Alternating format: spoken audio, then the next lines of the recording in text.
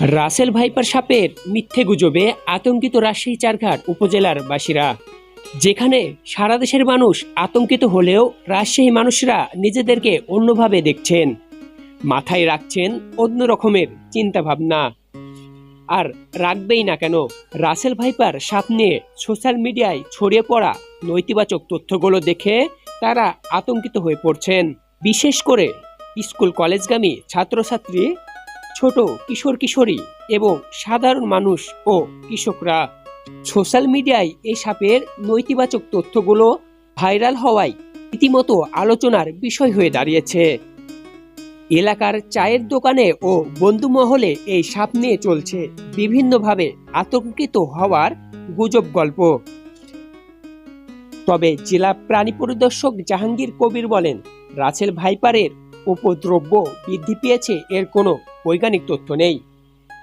তবে সাপের সংখ্যা বৃদ্ধি পেতে পারে।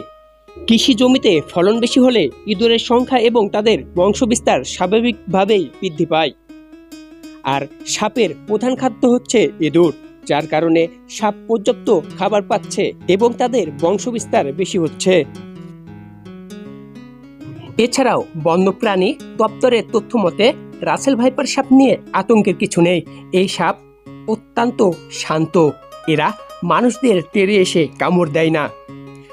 তবে এই সাপ যদি কাউকে কামড় দেয় তাহলে খামখেয়ালি করে সময় নষ্ট করা যাবে না। উন্নত চিকিৎসার জন্য রোগীকে নিতে হবে রাজশাহী মেডিকেল কলেজ হাসপাতালে।